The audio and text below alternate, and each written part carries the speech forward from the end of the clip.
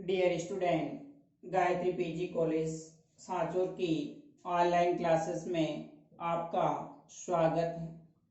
आज हम BSc BEd part first inorganic chemistry में नेक्स्ट जो टॉपिक है periodic properties of S block element.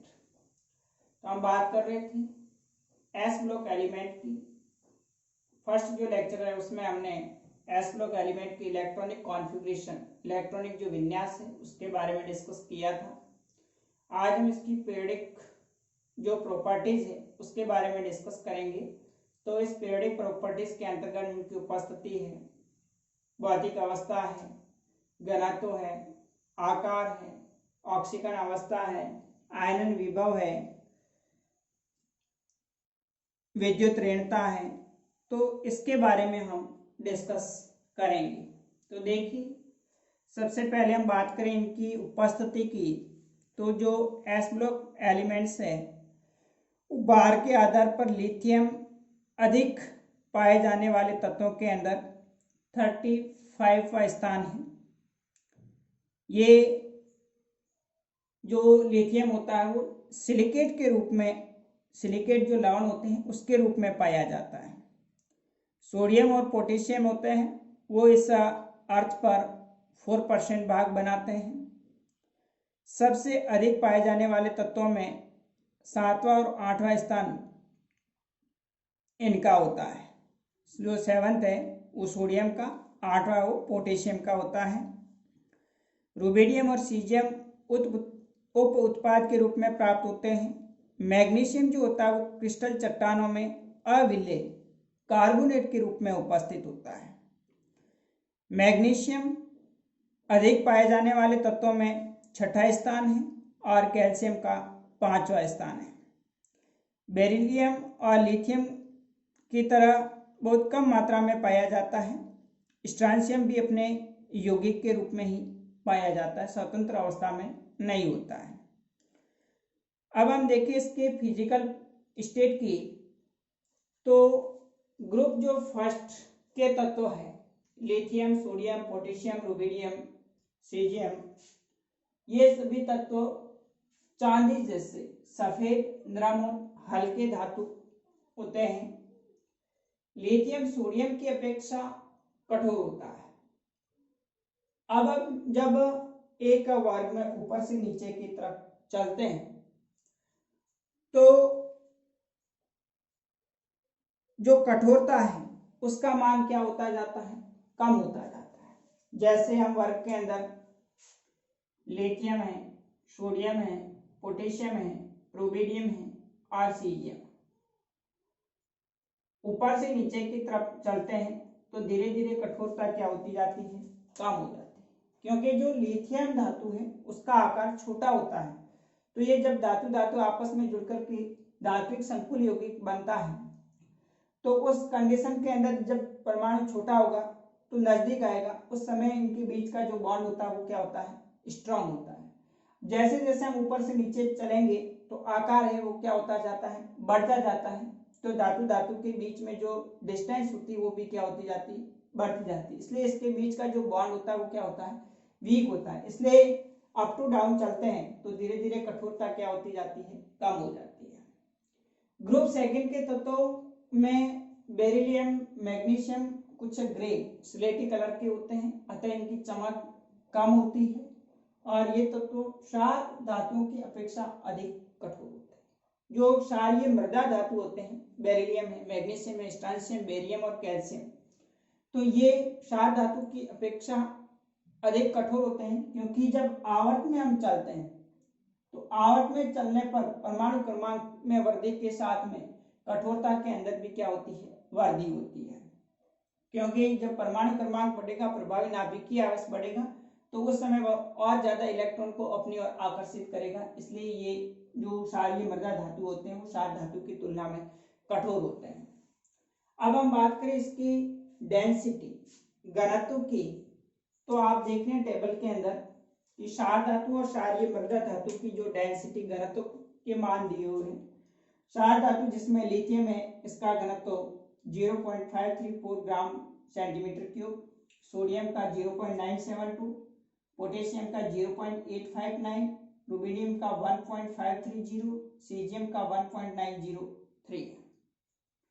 इसी प्रकार से क्षारीय मृदा धातुओं में बेरिलियम का 1.84 है, मैग्नीशियम का 1.74, कैल्शियम का 1.55, स्ट्रांशियम का 2.54, बेरियम का 3.75, रेडियम का 6.00 ग्राम प्रति सेंटीमीटर क्यूब है। तो यहाँ आपको कुछ वेरिएशन देखने को मिलता है कि जब हम वर्ग में ऊपर से नीचे चलते हैं, लिथियम से जब सीजियम की तरफ जाएंगे, up to down, lithium, sodium, potassium, rubidium और सीजियम, तो जो घनत्व है उसके मान में वृद्धि होती है। लेकिन एक आपको यहाँ पर एक्सेप्शन देखने को मिलेगा, अपवाद है क्षार धातुओं के अंतर्गत, जिसमें आप देख रहे हैं कि पोटेशियम का जो घनत्व है वो सोडियम की तुलना में कम, यहाँ पर 0.53 से 0.9, उसके बाद में फिर घट गया 0.8, उसके बाद कंटिन्यू बढ़ रहा है 1.5, 1.9। ये जो एक्सेप्शन अपवाद है, आप देखें पोटेशियम का जो घनत्व है वो सोडियम की तुलना में कम होता है। तो इसका कारण ये है कि वर्ग में ऊपर से नीचे जाने पर परमाणु आकार और परमाणुक द्रव्यमान दोनों में वृद्धि होती है। जब हम वर्ग में ऊपर से नीचे चलेंगे तो परमाणु आकार भी बढ़ेगा और साथ ही साथ परमाणुक द्रव्यमान में भी वृद्धि होती है, परंतु यहाँ पर परमाणुक द्रव्यमान में वृद्धि परमाणुक आकार में वृद्धि से अधिक होती है। वही जब हम वर्ग में ऊपर से नीचे चलते हैं तो परमाणु आकार के साथ परमाणु की द्रव्यमान भी बढ़ता है। तो यहाँ पर परमाणु आकार में वृद्धि तो हो रही है, साथ ही साथ परमाणु आकार के साथ साथ परमाणु आकार में भी ज्यादा वृद्धि हो जाती है। इस कारण से जो पोटेशियम है उसका घनत्व सोडियम की तुलना में क्या होता है, कम होता है। वैसे भी पोटेशियम के अंदर देखें तो इसके इलेक्ट्रॉनिक कॉन्फ़िगरेशन में 288R1, जब हम पोटेशियम का इलेक्ट्रॉनिक कॉन्फ़िगरेशन देखेंगे तो पहले कोष में 2, फिर 8, 8, फिर 1 इलेक्ट्रॉन। अब यहाँ पर जो 8 इलेक्ट्रॉन है, ये जो कोष है वो 18 इलेक्ट्रॉन रखने की क्षमता, यानी 18 इलेक्ट्रॉन रखने की क्षमता रखता है। 2, 8, 8, 1 है, जो ये 1 इलेक्ट्रॉन पोटेशियम के अंदर कोष में उपस्थित है, तो इसमें 18 इलेक्ट्रॉन भी उपस्थित हो सकते हैं। अतः आवर्त में बड़े आकार और संकुलन का ढीला होने के कारण इसका जो घनत्व होता है पोटेशियम का वो क्या होता है, कम होता है। इसी प्रकार से क्षारीय मृदा धातुओं के अंतर्गत भी आप देख रहे हैं कि up to down, beryllium, magnesium, calcium, strontium, barium और रेडियम 1.8, फिर 1.7, 1.5। बेरिलियम के बाद में घनत्व में कमी हो रही है, उसके बाद में फिर 2.5, 3.7, 6.0। तो यहाँ पर भी जब आप अप टू डाउन चलेंगे तो आकार में वृद्धि के साथ साथ परमाणु द्रव्यमान में भी वृद्धि होती है। तो इस कारण से यहाँ पर जब कैल्शियम से स्ट्रांशियम की तरफ जाते हैं तो आकार के साथ परमाणु द्रव्यमान में और ज्यादा वृद्धि हो जाती है। तो इस कारण से यहाँ पर ये जो घनत्व है 1.84, 1.74, 1.7, यानी बेरिलियम से मैग्नीशियम, मैग्नीशियम से कैल्शियम के घनत्व में क्या हो जाएगी, कमी हो जाएगी।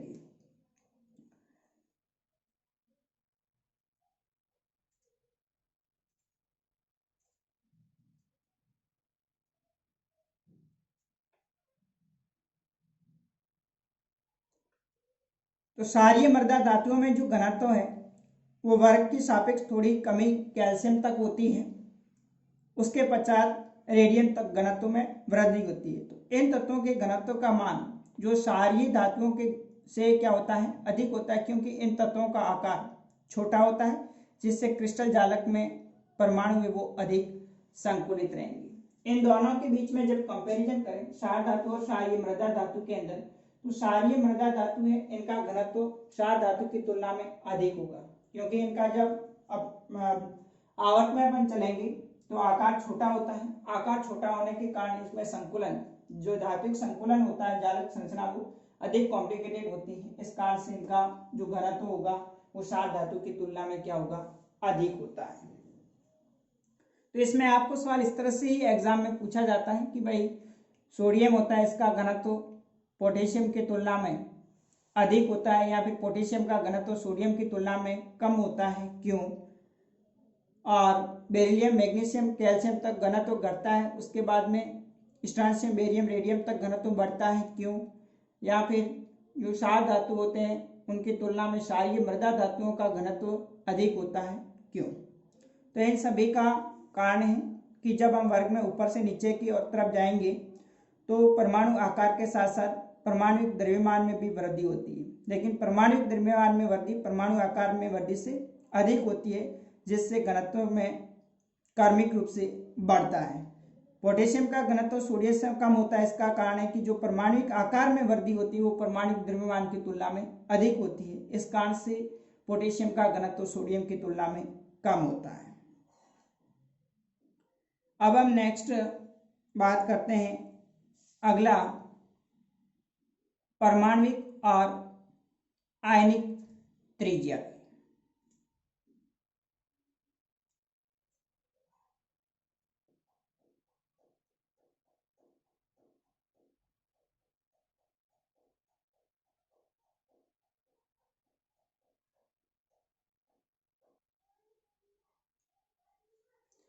देखिए, परमाणुविक और आयनिक आकार। परमाणुविक आकार का मतलब होता है उदासीन परमाणु, जिनमें नाभिक और बाह्यतम जो कोश है उसमें उपस्थित इलेक्ट्रॉन के बीच की जो दूरी होती है उसको हम परमाणुविक त्रिज्या कहा जाता है। आयनिक आकार मीन्स आयनिक त्रिज्या से कि जब बाह्यतम कोश में से इलेक्ट्रॉन को पृथक करने के बाद जो धनायन बनता है या फिर इलेक्ट्रॉन एक्सेप्ट करने के बाद ऋणायन बनता है, तो उस कंडीशन के अंदर नाभिक और अंतिम कोश में उपस्थित इलेक्ट्रॉन के बीच की जो दूरी होती है उस दूरी को हम आयनिक त्रिज्या कहा जाता है। तो एस ब्लॉक के अंदर क्षार धातु और क्षारीय मृदा धातु, जब हम वर्ग में ऊपर से नीचे की तरफ चलते हैं तो कोश बढ़ने के साथ साथ परमाणुीय आकार में भी वृद्धि होती है। लिथियम, सोडियम, पोटेशियम, रुबिडियम और सीजियम का आकार बढ़ेगा। इसके साथ साथ में आयनिक आकार भी वर्ग में ऊपर से नीचे चलने पर बढ़ता है, लेकिन आवर्त में जब चलते हैं लेफ्ट टू राइट तो उस कंडीशन के अंदर परमाणुीय और आयनिक आकार दोनों के अंदर कमी होती है। तो इसको हम नेक्स्ट अगले लेक्चर में डिस्कस करेंगे। Okay, thank you.